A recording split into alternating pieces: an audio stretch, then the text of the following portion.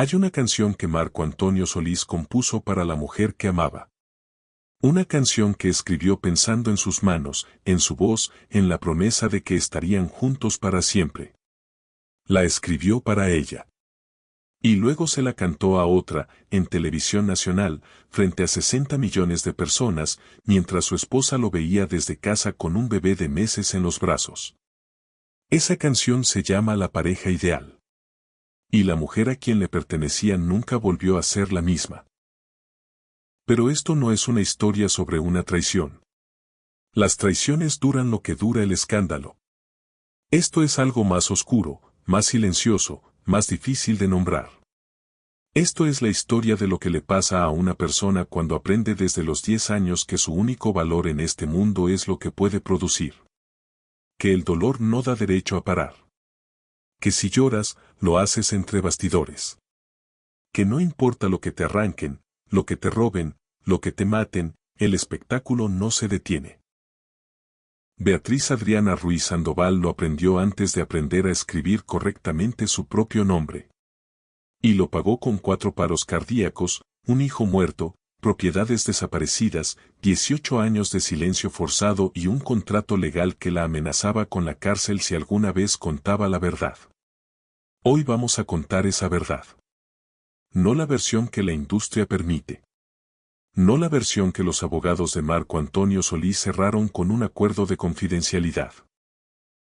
La versión que existe en documentos públicos de la Corte de Riverside, California. La que salió en un post de Facebook en agosto de 2023, cuando Beatriz tenía 65 años, 4 infartos encima y la certeza de que si no hablaba en ese momento, se llevaría todo eso a la tumba. En los próximos minutos vas a descubrir 4 cosas que no aparecen juntas en ningún otro lugar. La primera.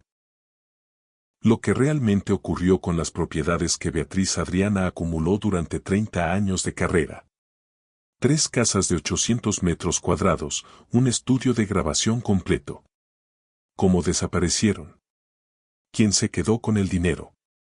Y el documento legal que le prohibió hablar de eso bajo amenaza de prisión. La segunda, la historia de Leonardo, el hijo que nadie menciona cuando hablan de Beatriz Adriana. Lo que su muerte reveló sobre las personas que él llamaba amigos. Y lo que una madre hace cuando paga un rescate completo y aún así le devuelven a su hijo sin vida. La tercera, las palabras exactas que Betty Solís, la hija de Marco Antonio, pronunció en un programa de televisión cuando tenía 13 años. 5 palabras que destruyeron en 30 segundos la imagen pública que él había construido durante una década de canciones sobre el amor eterno. Y la cuarta, ¿por qué Beatriz Adriana tardó 18 años en hablar? No por miedo al escándalo. Por algo mucho más concreto, mucho más amenazante, mucho más calculado. Voy a avisarte cuando lleguemos a cada uno. Pero primero necesitas entender de dónde venía esta mujer. Porque nadie llega rota al escenario. Alguien la rompe antes de que las luces se enciendan. Navojoa, Sonora. 5 de marzo de 1958. No es una ciudad que aparezca en los libros de historia ni en las guías de viaje. Es un municipio del noroeste de México donde el calor aplasta y la tierra es roja y el dinero siempre alcanza para menos de lo necesario. Ahí nació Beatriz, séptima de 11 hijos. Séptima. Un número que en esa casa no significaba nada especial porque en una familia con 11 bocas, el orden de llegada no garantiza atención ni afecto ni espacio.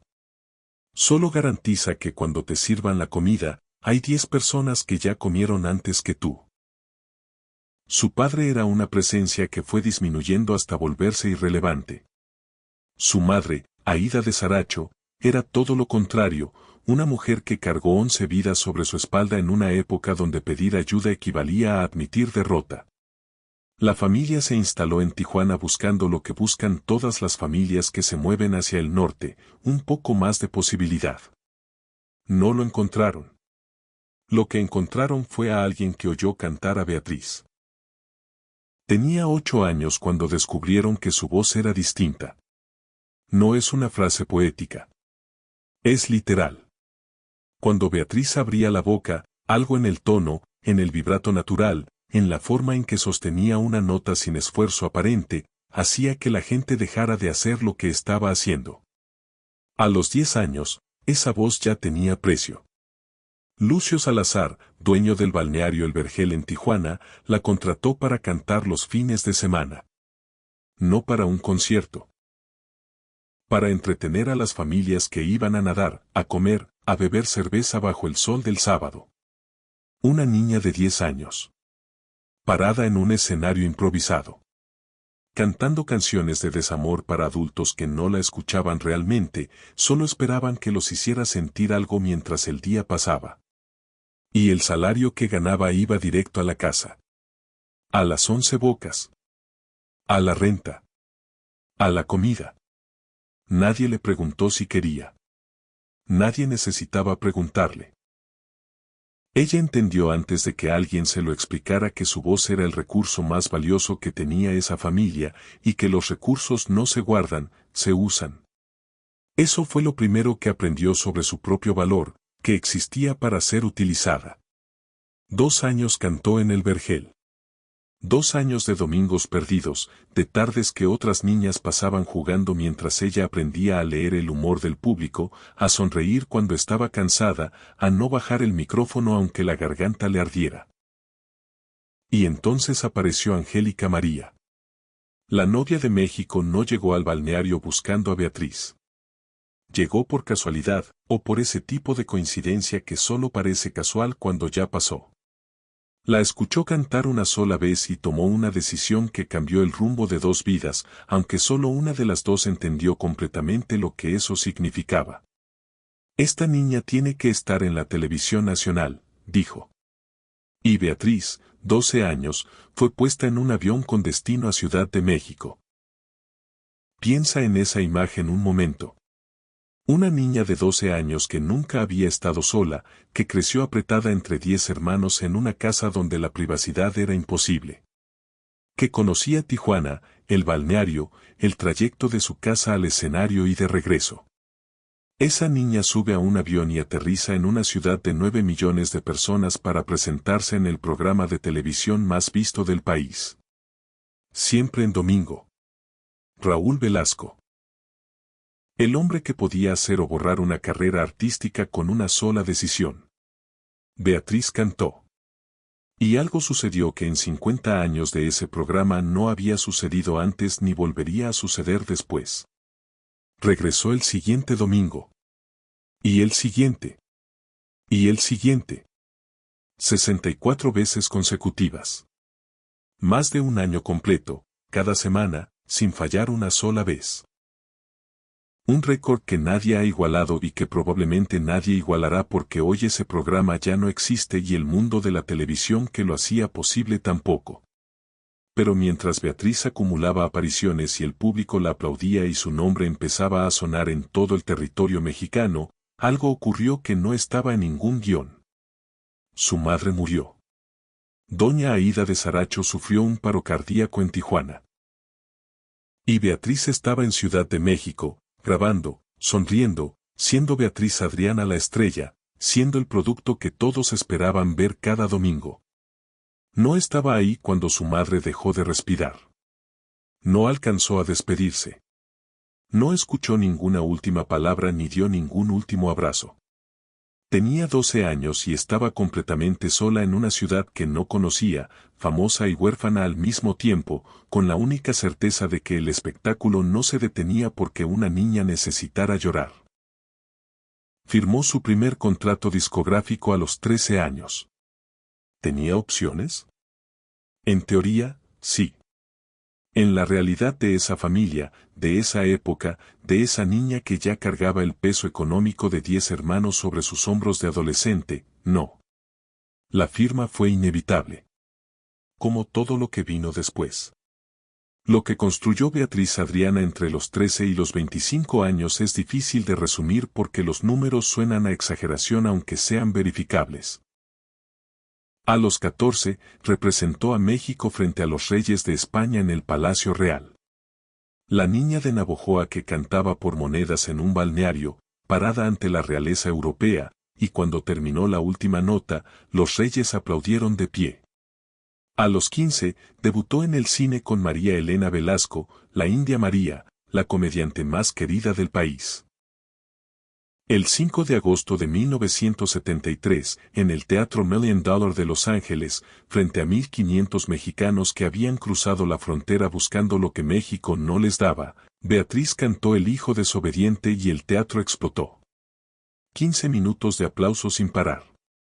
15 minutos donde ese edificio fue el lugar más ruidoso del mundo. Repitió eso durante 18 años consecutivos. Cada vez que se presentaba en el $1 Million, rompía su propio récord de taquilla. 18 años siendo la artista que más veces llenó ese teatro.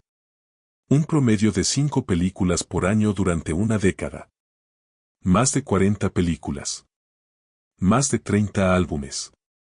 Ciudades de Estados Unidos otorgándole llaves, reconociéndola ciudadana honoraria, poniendo su nombre en marquesinas. Vicente Fernández, el rey indiscutible de la música ranchera, dijo de ella que cuando Beatriz Adriana cantaba, se callaba todo México. Y era verdad. Pero hay algo que esos números no muestran. Hay algo que los premios no registran ni los contratos mencionan. Todo ese dinero, toda esa fama, toda esa energía que Beatriz volcaba en los escenarios, venía de un lugar de dolor auténtico que nunca procesó porque no había tiempo. Venía de una niña que aprendió que mostrar vulnerabilidad era perder la única ventaja que tenía. Que la fortaleza no era una virtud sino una estrategia de supervivencia. Y mientras construía ese imperio artístico, alguien estaba observando. Alguien que vio en Beatriz no solo a una artista extraordinaria, sino también a una mujer que llevaba la mitad de su vida cargando sola y que probablemente, si alguien le ofrecía descansar aunque fuera un momento, no sabría cómo negarse. Ese alguien se llamaba Marco Antonio Solís. 1980, la filmación de La Coyota. Marco Antonio Solís tiene 20 años y ya es la cara visible de los Bukis, la agrupación de música grupera más popular del momento. Beatriz tiene 22 y lleva 12 años trabajando sin detenerse. Se conocen en el set. Él la mira de la manera en que los hombres miran a las mujeres que siempre han cuidado de todos y nadie ha cuidado de ellas. Y Beatriz, que nunca tuvo a nadie que cargara con ella aunque fuera un momento, cae. Se enamora de la forma en que caen las personas que no han recibido suficiente amor. Con todo. Sin reservas. Sin la cautela que da la experiencia de haber sido traicionada antes. En 1981 empiezan a vivir juntos. En 1983 se casan. Beatriz está embarazada. Ese mismo año, Marco Antonio conoce en los estudios de grabación a una adolescente de 14 años llamada Marisela. Ella está grabando su primer disco. Él se ofrece a producirlo. El disco se llama Sin él. La ironía de ese título tardará años en volverse evidente. Marco Antonio pasa meses trabajando con Marisela mientras Beatriz, embarazada de 7 meses, espera en casa. No hay ninguna versión de esta historia donde eso sea inocente. Los meses de grabación nocturnos, la proximidad, la dinámica de poder entre el productor establecido y la adolescente que quiere ser cantante. Todo el mundo en la industria lo sabía. Nadie lo dijo en voz alta porque nadie dice estas cosas en voz alta cuando el hombre involucrado es suficientemente poderoso. Y entonces llegó el 10 de mayo de 1984. Día de las Madres. Siempre en domingo. 60 millones de personas frente a sus televisores. Raúl Velasco anunció la actuación y los dos salieron al escenario. Marco Antonio Solís y Marisela. Y cantaron La pareja ideal. Aquí viene lo primero que te prometí. Esa canción la compuso Marco Antonio en 1982. La escribió pensando en Beatriz. Para Beatriz. Era de ella. Y él se la entregó a una niña de 15 años y la cantaron juntos en el programa más visto del país mientras Beatriz, con un bebé de meses en los brazos, los veía desde casa. No hubo escena de confrontación pública. No hubo declaración dramática. Beatriz hizo lo que había aprendido desde los 10 años, guardó el dolor en un lugar donde no interfiriera con lo que tenía que hacer. Siguió cantando. Siguió filmando películas. Siguió sonriendo en entrevistas. El divorcio llegó en 1987. Después de 4 años de un matrimonio donde él estuvo cada vez menos y ella cargó cada vez más. La historia oficial dijo que fue una separación tranquila. Que seguirían siendo amigos. Que lo harían bien por el bien de su hija. Beatriz firmó los papeles y creyó eso. Estaba equivocada en todas las partes que importaban. Si conoces a alguien que creció con las canciones de Marco Antonio Solís, que las cantó en bodas o las puso cuando estaba enamorado o las usó para describir lo que sentía, comparte este video con esa persona. No para destruir nada. Para completar la historia. Porque la música que llega tan profundo merece ser entendida en toda su dimensión, no solo en la parte que el artista eligió mostrar. Betty Solís nació en 1989, 2 años después del divorcio. Hija de Beatriz y Marco Antonio. Desde ese momento, Marco Antonio Solís empezó a construir su nueva vida con la misma energía con que había construido los Bukis. En 1993 se casó con Cresty Salas, una exmodelo cubana. La boda fue cubierta por todos los medios. El evento del año en la música regional mexicana. Betty tenía 4 años. No la invitaron. Lo que siguió durante los siguientes 9 años es algo que Beatriz Adriana nunca describió públicamente durante ese tiempo. Porque hablar hubiera significado exponerse, exponerse hubiera significado dar munición hubiera significado perder lo poco de control que le quedaba sobre su propia narrativa. Así que cayó. Y cargó sola con todo lo que implica criar a una hija sin que el padre aporte ni afecto ni dinero ni presencia. La ropa. La escuela. Los médicos. El primer día de clases. Los cumpleaños donde Betty preguntaba por qué su papá no llamaba. Las navidades. Los días del padre donde otras niñas hacían tarjetas y Betty no sabía qué hacer con ese espacio vacío. Mientras todo eso pasaba, Marco Antonio Solís llenaba estadios cantando canciones de amor eterno. Daba entrevistas hablando de la importancia de la familia. Era el poeta romántico de millones de personas que lloraban con sus letras sobre el amor que no muere y la fidelidad que dura. Aquí viene lo segundo que te prometí. 1990, Betty Solís tiene 13 años. Acepta sentarse en el programa de Cristina Saralegui, el talk show más visto de la televisión hispana. Y frente a cámara, frente a los millones de personas que adoraban a su padre, dice algo que en 30 segundos destruyó una imagen que él había construido en 30 años. No le importé como hija. 5 palabras. Sin dramatismo.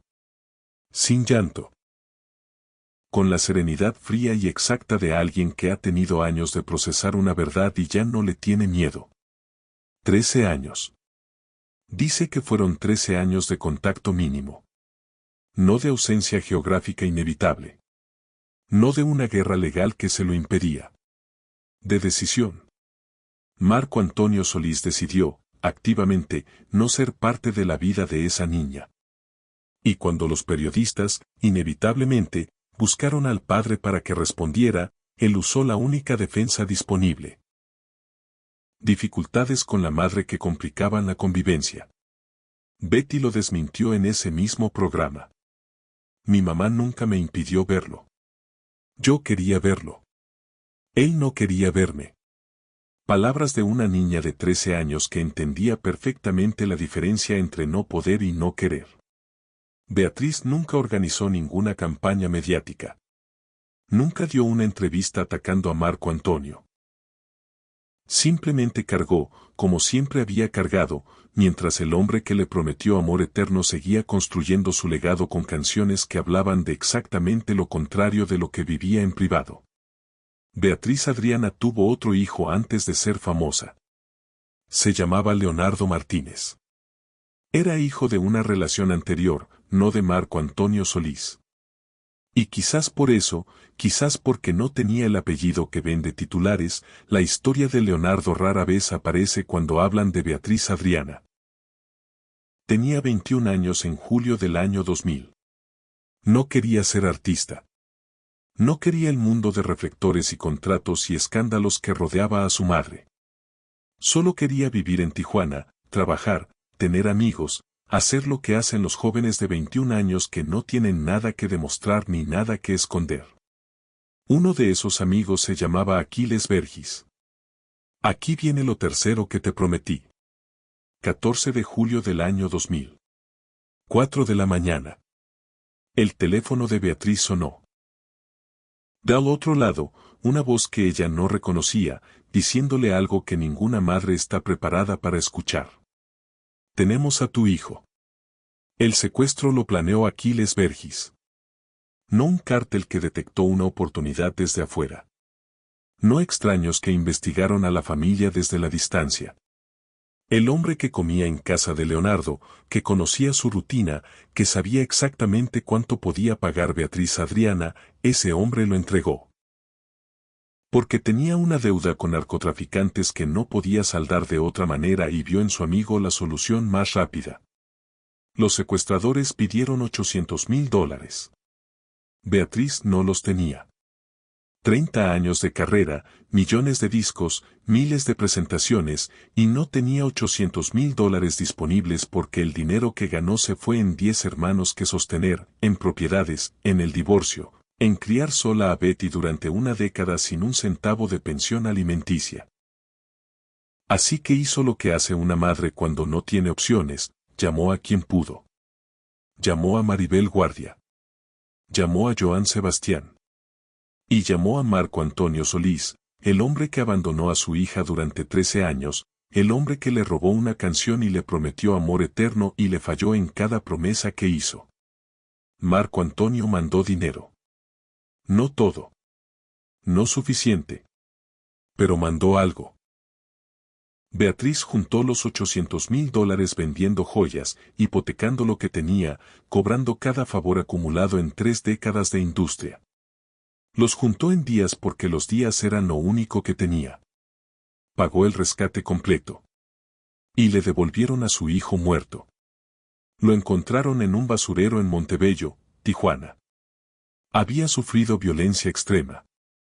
A pesar del pago completo, a pesar de que Beatriz cumplió con cada exigencia, lo asesinaron porque podía identificar a sus captores.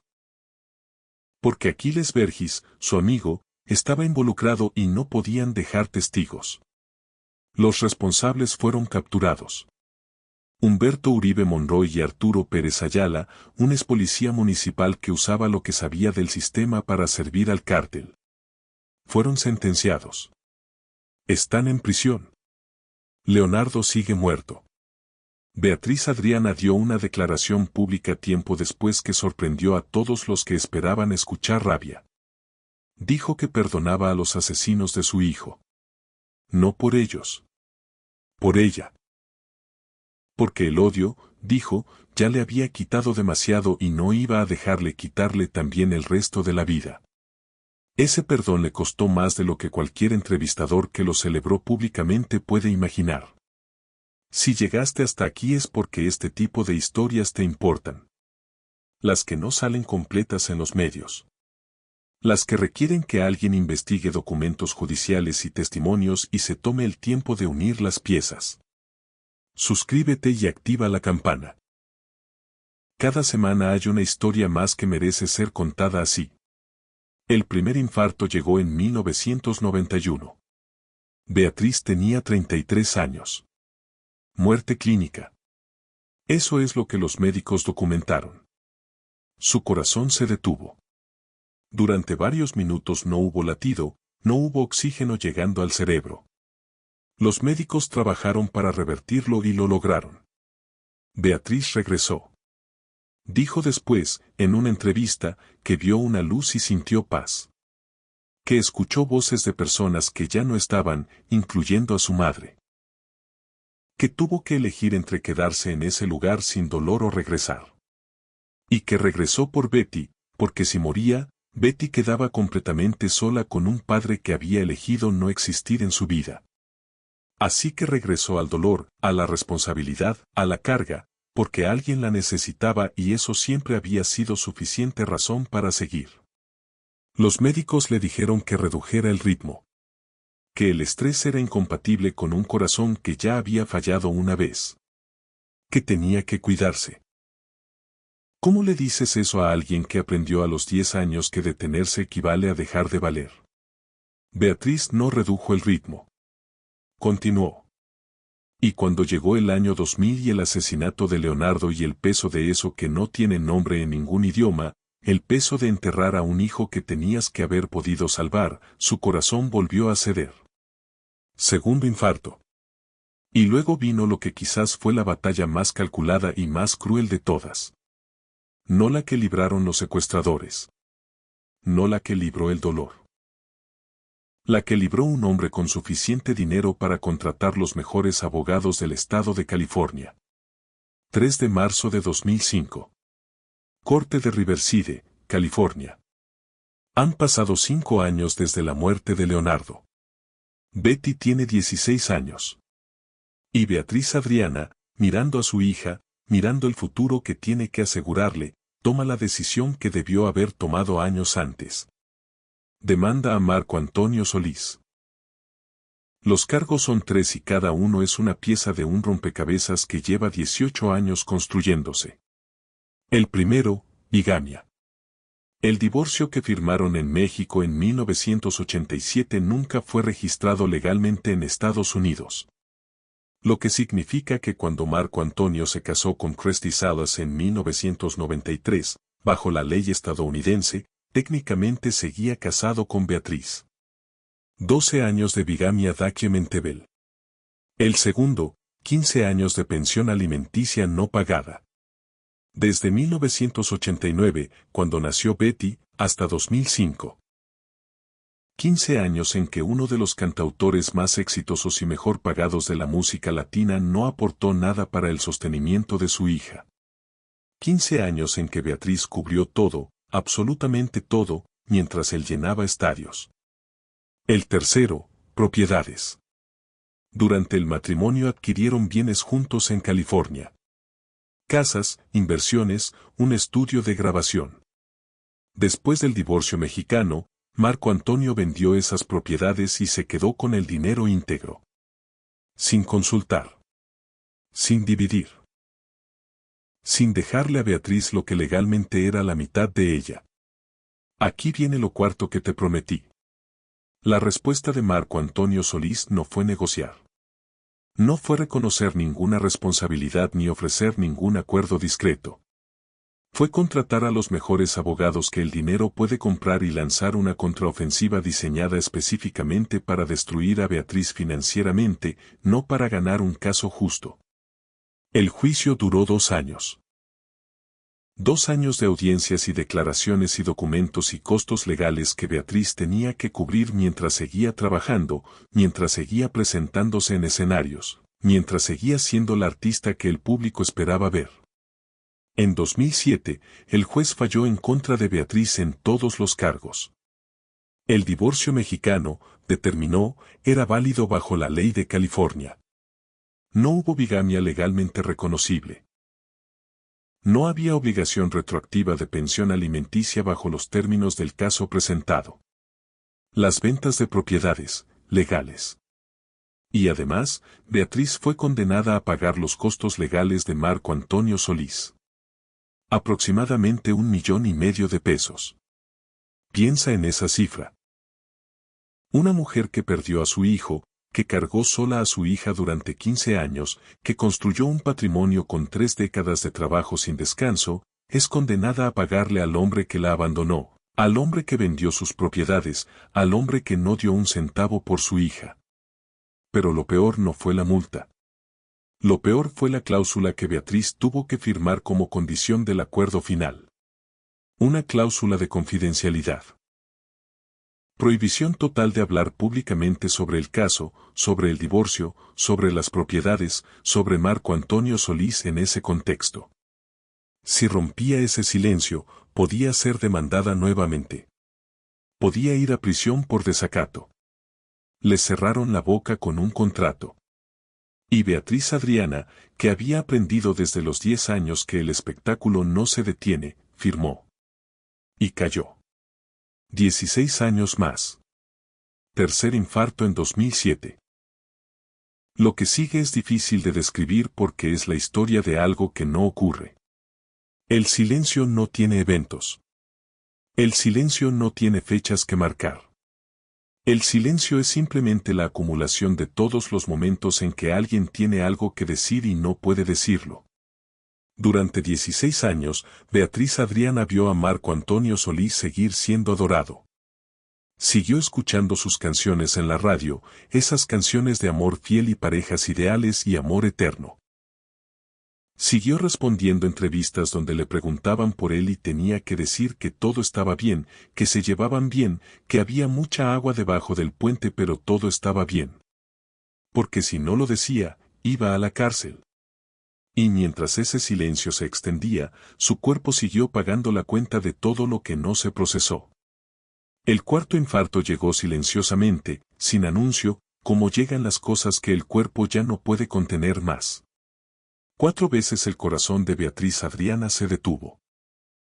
4 veces alguien tuvo que reiniciarlo desde afuera porque por dentro ya no tenía fuerzas para seguir solo. Y después del cuarto, algo cambió. Quizás fue la cercanía con esa frontera que todos cruzan una sola vez. Quizás fue la certeza de que si cruzaba sin haber hablado, nadie sabría nunca lo que realmente pasó. Quizás fue simplemente que llegó a un punto donde el miedo a morir callada pesaba más que el miedo a las consecuencias de hablar. En agosto de 2023, Beatriz Adriana abrió Facebook y escribió: Me quitaron un estudio de grabación completo. Me quitaron 3 casas de 800 metros cuadrados en un campo de golf. Me hicieron firmar un documento donde me prohibían hablar del tema. Me amenazaron con la cárcel si rompía el silencio. No denuncié penalmente para no afectar a mi hija. Estaba enferma del corazón, había sufrido 4 infartos. Pensé que me moría. Y me iba a llevar esa verdad a la tumba.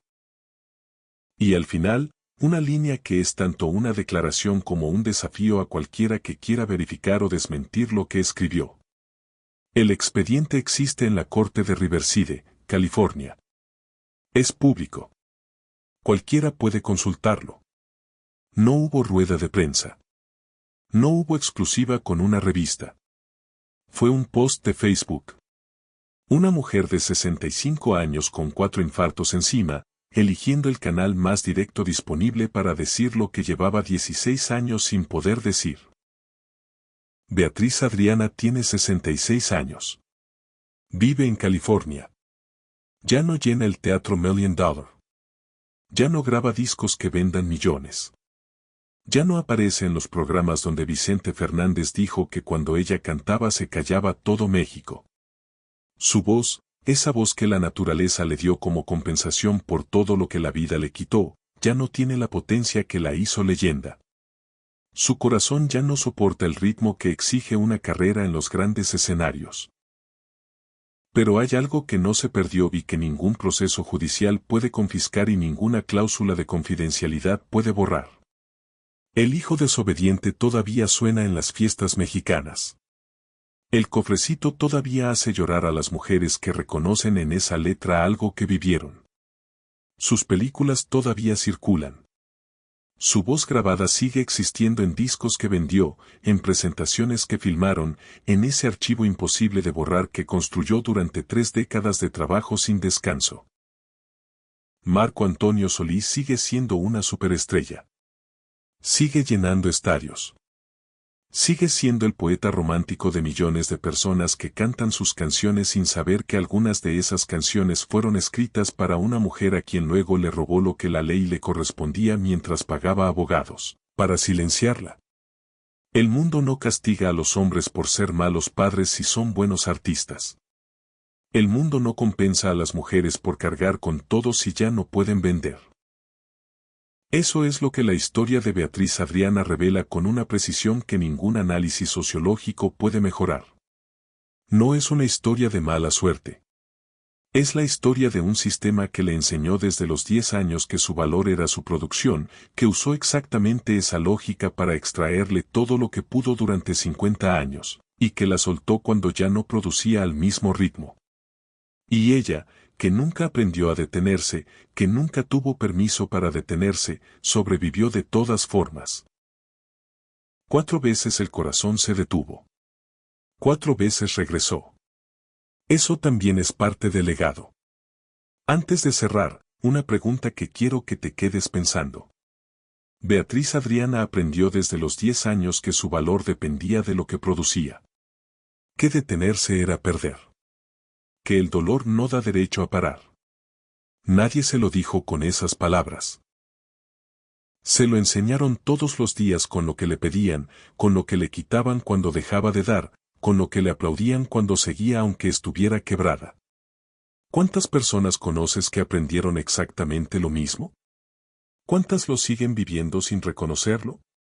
¿Y cuántas van a necesitar 4 infartos antes de que alguien, o ellas mismas, les diga que ya fue suficiente? Déjame tu respuesta en los comentarios. No la respuesta correcta. La respuesta honesta. Suscríbete si todavía no lo has hecho. Activa la campana para no perderte lo que viene. La próxima semana voy a contar la historia de una mujer que también aprendió ese mismo sistema de otra manera.